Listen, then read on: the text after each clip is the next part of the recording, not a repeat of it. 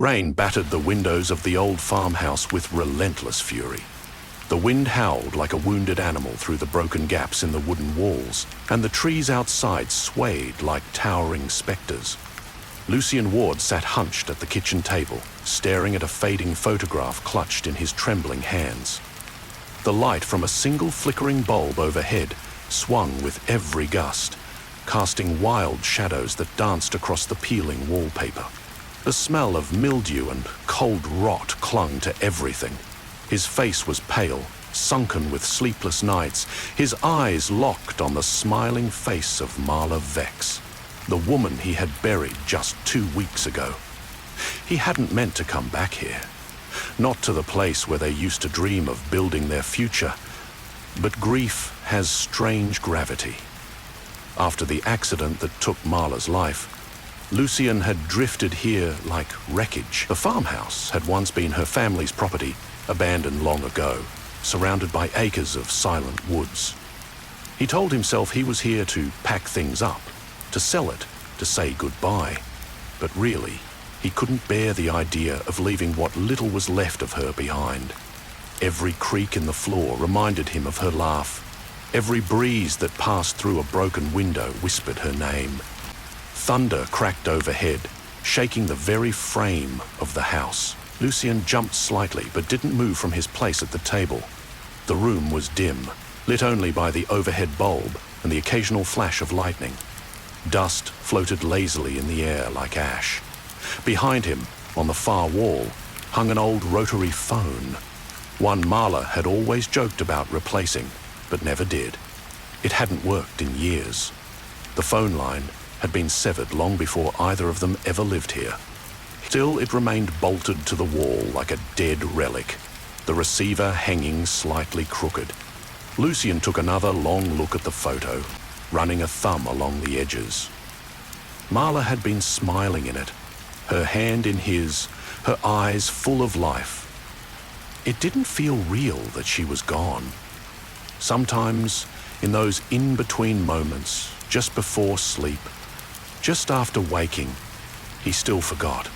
Then it would hit him all over again, like a punch to the chest. The car crash had been sudden, violent. She was gone before he even reached the hospital. No last words, no goodbye. Only the photo, only this empty house, and the storm. As another thunderclap roared, the overhead bulb flickered violently, then dimmed. Lucian tensed and looked up, watching the light struggle against the storm's darkness. A sharp chill moved through the room, curling around his ankles like smoke. The fire he had lit in the old cast-iron stove had died long ago, but this cold was different, unnatural. He rubbed his arms and glanced at the window. For a second he thought he saw something moving between the trees, but it was just the wind, just the rain, just his mind. Then, suddenly, it came. Rearing. Lucian froze. The sharp, shrill sound of the rotary phone shattered the silence like glass. His head snapped toward it. The phone was ringing. The old, disconnected phone. A sound he hadn't heard in this house in years. He sat there for a long moment, unable to move. His heart pounded in his chest, loud as the storm outside. He looked at the receiver, vibrating slightly on its cradle, like something alive. It rang again, then again, each chime sending a jolt down his spine. He rose from his chair, slowly, cautiously. The floor creaked underfoot, though the storm seemed to have quieted in that moment, as if the world were holding its breath. His hand hovered near the phone. Static filled his ears before he even touched it. The air around him felt thick, humming, charged like the seconds before a lightning strike. He didn't want to answer it. Every instinct in his body screamed to run. But he picked up the receiver anyway, his fingers ice cold. "Hello?" Lucian's voice cracked. It echoed hollow through the empty house. At first, nothing came through the line, just a low hum, like an ancient machine awakening. Then came the static, soft at first, growing louder like waves crashing in his ear. Just as he pulled the phone back to hang up, he heard it faint, weak, but unmistakable breathing, followed by a voice he knew better than any in the world. Lucian, a whisper. "Help me." The receiver slipped from his hand and swung by its cord, spinning slowly, creaking like a noose. Lucian stood in the kitchen, motionless, the old receiver still swaying back and forth, its cord gently creaking with each swing. The sound of the storm outside had faded to a distant murmur, as if the house itself were trapped in a vacuum. He couldn't breathe. His mind raced, trying to make sense of what he'd just heard. That voice. It wasn't just similar. It was Marla's. Fragile and terrified, like it was coming from somewhere far away, buried deep beneath the earth. He forced himself to step back, knocking over the chair behind him. The air was dense, and his heartbeat thundered louder than the rain. After what felt like an eternity, he mustered the nerve to leave the room. He needed answers. Logic fought the rising fear clawing at his chest. He grabbed his phone and dialed the landline company, pacing as the line connected. The representative on the other end sounded bored, oblivious to the icy horror in Lucian's voice. "Sir," she said, tapping on her keyboard, "there's no active landline registered to that address. It was disconnected 15 years ago." Lucian stared at the rotary phone. "I just got a call," he whispered. "Someone just spoke to me. From that line." The woman on the phone paused, clearly unnerved now. She stammered that it must be a mistake, maybe interference or some glitch. But Lucian could tell even she didn't believe that. He hung up without another word. Silence returned to the house, like a slow suffocation. He sat on the stairs, head in his hands, unsure whether he was losing his mind or if something darker was clawing into his life. He thought about leaving, just walking out into the night, storm be damned. But some invisible force kept him tethered to the house. Something wasn't done. Hours passed. Lucian drifted between staring at the phone and Marla's photograph. He turned on every light in the house, not out of practicality but desperation. The shadows felt thicker tonight, more alive. Every creak of the floorboards, every tap of a raindrop against the window made him flinch. Midnight came and went. Still, he sat. Still, he watched. It was just past 3 a.m. when the phone rang again.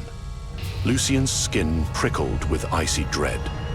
The sound was louder this time, more urgent, like it was being screamed into his ears from across dimensions.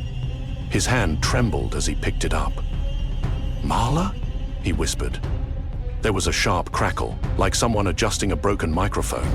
Then came the voice, clearer now, still hers, still trembling. "Help me," she said, breathless, broken. "Buried! Cold! He's coming!" Lucian's blood turned to ice. Who's coming? Where are you?" he shouted into the phone. The line hissed in response. Then, something worse. A sickening crunch, like bones grinding together, followed by a click and a wet, dragging sound. The call ended. Lucian stood frozen, unable to move. The house seemed to shift around him, the wooden beams groaning in response to something unseen. "Help! Help!" he cried. He shouted. From the kitchen, entering through the hut, he stared at the phone. The call ended. Lucian stood frozen, unable to move. The house seemed to shift around him, the wooden beams groaning in response to something. A sudden gust of cold swept through the hallway, as though a door had opened somewhere deep in the house. Lucian gripped the wall for support. That cold. It wasn't just temperature. It had weight. It carried a presence. He slowly turned his head toward the staircase.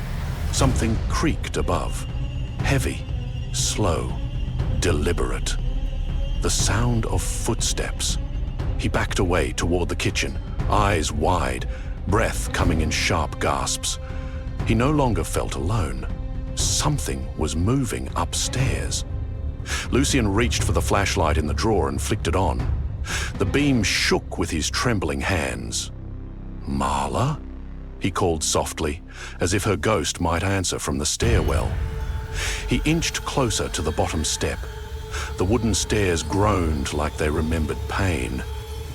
As he aimed the flashlight upward, he thought he saw the faint imprint of something wet.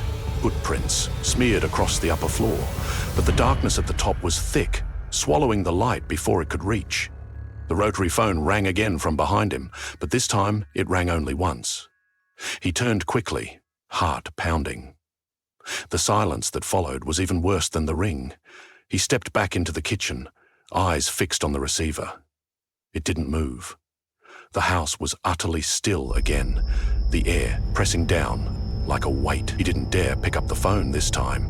Instead, he stared at it, willing it to stay silent, wishing he had never returned to this cursed place. His instincts screamed to leave, but the voice, Marla's voice, was trapped, suffering, reaching through whatever veil separated the living from the dead. And somehow, impossibly, it was reaching through him. Lucian collapsed into a chair, shaking. His memories of Marla flooded back. Her laugh, her touch, the warmth of her presence. She had been the light in his life, and now she was crying out from some unknown darkness. Whatever had happened to her wasn't over. The call wasn't just a message. It was a warning, or a tether. He didn't know if he could help her, or if by answering the phone, he'd already damned them both. He stared at the photo again, whispering her name. Then the hallway lights flickered, and the sound of something breathing came from upstairs. Lucian stood at the bottom of the stairs, clutching the flashlight like a weapon, its narrow beam trembling with his unsteady hands. The breathing from upstairs was slow, labored, and entirely inhuman, as if lungs were struggling to remember how to function. He didn't want to go up. Every instinct in his body told him to run out the front door and never look back. But Marla's voice echoed in his mind. He's coming. If there was even the faintest chance she was reaching out for help, he had to keep going. Each step upward moaned beneath his weight, a warning carved into the bones of the house itself. The attic door was closed, but not locked. Lucian reached for the handle slowly.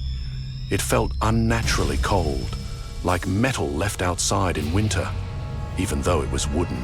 As he opened it, the hinges groaned painfully, revealing a narrow, dust-choked staircase that led up into utter blackness. The smell hit him instantly. Stale decay, mildew, and something faintly sweet, like old rot. He climbed slowly, careful not to make noise, the beam of his flashlight revealing only floating dust and cobwebs that clung to his face. The attic was vast but low-ceilinged, filled with boxes, covered furniture, and endless shadow. The deeper he moved into the attic, the stronger the feeling became. He was being watched. Not just observed, but studied, judged. His light skimmed over a tall wardrobe draped in a dusty sheet, a rocking chair facing the wall, and something far worse. A small, child-sized bed, untouched by time. The wallpaper around it had peeled away to reveal scratch marks, tiny, desperate scratches that spiraled outward. He stepped closer and saw what looked like a name etched faintly into the wall beneath the grime. Vex. The same surname Marla carried.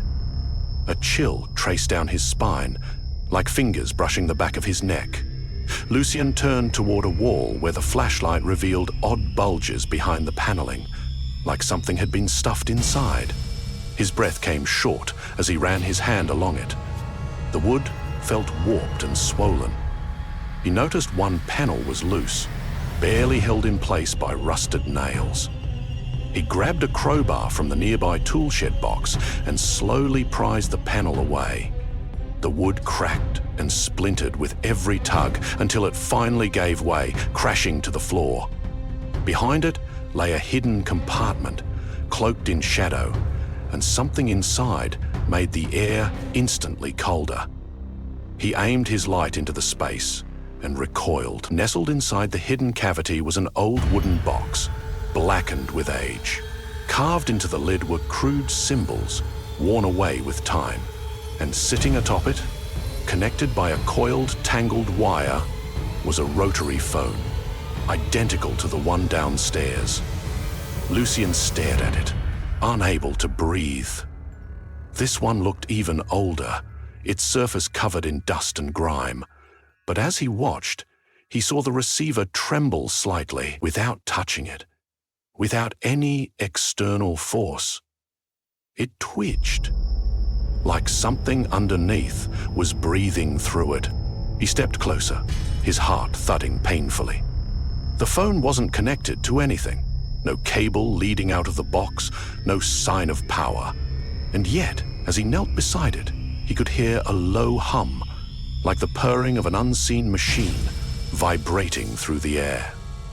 Swallowing his fear, Lucian reached out and opened the box. Inside were rotted paper scraps, bones, and a human jawbone, cracked and aged, resting on a folded letter. His stomach turned as he realized the letter was addressed to someone named Dorian Vale, dated over a century ago. The ink had faded, but the desperation was still legible. The letter described a haunting. It spoke of a girl named Eloise Vex, who died in the house, and how her spirit remained, whispering through the walls. The writer, Dorian, claimed he tried to contact her using the phone. Some sort of spiritual conduit, a ritual object, but something else answered. Something that pretended to be Eloise. The more he used the phone, the stronger the presence became. In the final line, Dorian wrote, "I buried the phone in the attic wall to trap him. If it ever rings again, run." Lucian felt bile rise in his throat. It had already rung. Twice. Lucian backed away from the box, the flashlight catching the edges of the room. Shadows danced unnaturally across the walls, and he realized something terrifying. The attic was warmer now. The cold was gone. In its place came heat, rising steadily, like breath. Behind him, a noise stirred. A chair creaked. Then the sound of fabric dragging. He spun around just in time to see the old rocking chair begin to move on its own, slowly back and forth, as if someone invisible was watching him from its seat. And then the phone in the box began to ring. Not once, not twice, but rapidly, like it was screaming for him to answer. Lucian clutched the crowbar tightly, sweat trickling down his face despite the attic's heat. His eyes darted around the room, every instinct screaming that something ancient had awakened. The sound of the phone was unbearable, a shrill cry that vibrated through his bones. He leaned over, trembling, and grabbed the receiver. Before he could bring it to his ear, the ringing stopped, and a voice, deep and unnatural, whispered without waiting, "He knows you're here." Lucian dropped the phone instantly and stumbled backward. Suddenly, the entire house shuddered, as if something massive had taken a breath below. Boxes toppled, dust erupted into the air, and from the space in the wall, a faint groan echoed. Lucian realized the trap that Dorian had created hadn't failed. It had simply been disturbed, and now, whatever it had contained was free again. As the attic lights flickered and the rocking chair came to a dead halt, the voice from the box returned, this time in Marla's tone, fragile, heartbreaking. "He's here," it whispered. "And you let him out. Lucian, shaking, turned toward the stairs. Behind him, the closet door creaked open. Lucian barreled down the attic stairs, the flashlight beam swinging wildly across the narrow walls. His breaths came in ragged gasps, each step thundering beneath his feet like war drums. He didn't look back, not at the closet door slowly yawning open, nor the shadows gathering behind it. The house groaned around him, no longer a quiet, decaying shell, but something alive, shifting with ancient hunger. The air thickened with heat, almost humid, and reeked of burnt paper and old, wet earth. As he reached the main floor, the storm outside returned to his awareness. Lightning flashed through the windows, but the thunder never came. It was too quiet now. Too wrong. Shadows now lingered unnaturally in corners, and the walls felt closer. The lights above flickered, not from the storm, but like the electricity itself was faltering under a heavy pressure. Lucian didn't dare speak aloud. Something was listening. Something was waiting for him to answer again. His fingers hovered above the phone. He knew he shouldn't touch it, not after what he found in the attic. But part of him still clung to the idea that maybe Marla was real. Maybe she was reaching out, trapped somewhere. Maybe there was time to save her. Then, as if responding to his thought, the phone rang. One shrill tone. Then another. Lucian didn't jump this time. He was too far gone. He simply stared at it, feeling the pull of something ancient, spectral, and furious on the other end of the line. On the third ring, he picked it up. "Marla?" he whispered, his voice cracking. Silence greeted him first. Then the now familiar static, crawling through the line like insects under skin. It was followed by soft weeping. Marla's weeping interrupted by shallow breaths and a voice that trembled. "He's here," she whispered, barely audible. "He's watching you. You broke the line. And now he's free." The voice cracked near the end, as if something was tearing at her while she spoke. Lucian held the receiver tighter, eyes wide. "Tell me where you are," he begged. But the line distorted violently. A sharp shriek of interference pierced through his ear. Then another voice joined, deep, guttural, and layered, as if multiple throats were speaking in unison. It overpowered Marla's voice like a wave swallowing a whisper. "You heard her," it said. "You answered, and that makes you mine." The kitchen lights burst overhead, plunging the house into darkness. Lucian screamed and dropped the receiver. It swung wildly, smacking against the wall. The entire house shook, windows rattling, cabinets slamming open, and the walls themselves seeming to expand and contract like lungs breathing. The entity had entered fully now, no longer bound by the cursed line. The barrier had been shattered. Now, Lucian fell to the floor, covering his ears as the phone erupted into a cacophony of distorted voices. Marla's, Dorian's, and countless others all begging, warning, screaming. "Don't let it in!" they cried. "It lies. It pretends." But the darkest voice laughed through them all. Delighted. Free. The house moaned as floorboards cracked beneath an unseen weight. In the hallway beyond, something began to crawl, dragging itself with wet, slapping sounds across the wood. Lucian pushed himself back, trying to move, but the floor felt as if it were pulling at him, like fingers grasping his legs. He scrambled to his feet and ran for the door, but it slammed shut before he reached it. He threw his shoulder against it, pounding, shouting, but the wood wouldn't give. Behind him, the dragging stopped. Silence. Then breathing. Close, right behind him. Lucian turned slowly, every muscle stiff with terror. There, emerging from the darkened hallway, was a silhouette. Its form was grotesque, twisted limbs, no eyes, and a stretched, lipless mouth that seemed to grin impossibly wide. Its flesh shimmered as if dipped in oil, and it left a trail of black sludge in its wake. And it left a trail of black sludge in its wake. The thing tilted its head as if mocking curiosity, then moved forward with a burst of unnatural speed. Lucian screamed and stumbled backward, knocking over a table as the thing reached out with a crooked hand. "You belong to the line," it rasped in that impossible, many-throated voice. "You called me!" It lunged, but instead of striking, it passed through him. 1,000 screams erupted in Lucian's head. His mind felt like it was tearing. Images of fire, bones, tunnels filled with whispering shadows, and a room with phones nailed to the ceiling all flooded his vision. Then, silence. Lucian lay sprawled on the cold floor, gasping, the lights flickering back to life. The rotary phone had stopped swinging. It hung quietly, unmoving. The air felt still again. But something had changed.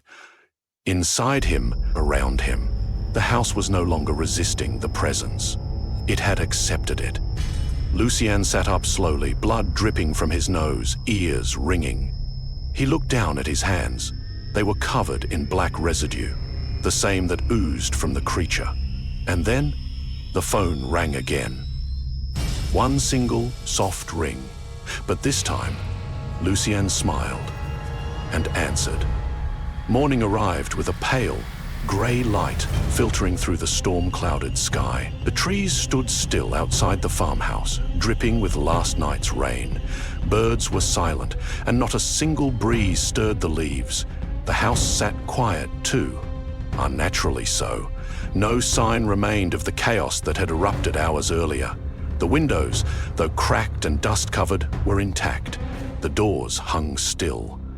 Inside, the walls no longer groaned. No shadows moved where they shouldn't. The front door, no shadows moved where they shouldn't, but something had changed. Something beneath the silence. It wasn't peace. It was the hush after something ancient has feasted. And in the kitchen, the old rotary phone waited. A knock came at the front door shortly after 9 a.m. It was the neighbour, Martin Ellis, a man in his 60s who lived about a mile down the road. He had seen the storm pass over the farmhouse and knew Lucian had returned after years of absence. Something about the place always felt wrong to him. He didn't visit often, but today, something gnawed at his gut. No one answered, so he tried the door. Surprisingly, it creaked open easily. Inside, he was met with cold air, stale and sharp. "Lucian?" he called out, cautiously stepping inside. Martin wandered through the house slowly, stepping over a toppled chair and a broken picture frame on the floor. He paused when he saw the rotary phone hanging off its cradle, swaying slightly even though the air was still. Dust motes swirled in the weak light, cutting through the kitchen window. The old man's instincts told him to leave, but something compelled him forward. No sign of Lucian. No footprints, no blood. Just a stillness that felt thick and watching. He picked up the phone slowly, out of both curiosity and unease. The moment he pressed it to his ear, he froze. At first, all Martin heard was static. Gentle, soft, like wind through long grass. Then came breathing, shallow, familiar. A woman's voice, quiet, calm, cold. "Lucian's with me now," she said, almost sweetly. Martin's mouth went dry. He said nothing, heart pounding. He shouldn't have answered. The voice continued, but he did, and now he stays. Martin felt a chill run through him, his fingers trembling around the handset. What he did, and now he stays. Martin felt a chill run through him, his fingers trembling around the handset. "Who is this?" he whispered, though he already knew it wasn't a prank. The voice on the other end chuckled softly, a sound that turned into a whisper that echoed strangely through the line. "But the line is still open," the voice said, the tone now darker, flatter. "There's room for more." Martin dropped the phone. It struck the wall with a dull thud and began to swing once more. He backed away slowly, eyes wide, sweat trickling down his temple. Then he noticed something that made his breath catch. On the floor beneath the table, etched faintly into the wood, were scratches. Long claw marks that hadn't been there before. Fresh, wet, leading toward the wall where the phone hung, as if something had been crawling out of the shadows while no one was watching. He turned to leave, but the house resisted. The floor felt heavy underfoot, like it was trying to hold him there. The door behind him groaned but remained unlocked. Still, it creaked like a living thing as he opened it and stepped into the daylight. Outside, the world felt different. The birds had returned. The wind moved again, but the silence in his ears lingered. He looked back at the house once before walking away, unsure if he'd imagined it, but he thought he saw the curtain move, just slightly, as if someone or something was watching him leave. Back in the kitchen, the phone was quiet again, but not for long. Hours passed. Afternoon turned to dusk, and the sun dipped below the forest. The shadows outside grew long, stretching toward the house like reaching arms. At 7:33 p.m., the rotary phone began to ring once more. This time, there was no one in the house to answer it. The sound echoed through the empty rooms, down the stairs, and into the attic. The receiver twitched against the wall. Somewhere in the static, voices whispered, not one, but many, each repeating the same sentence. "We see you. We see you."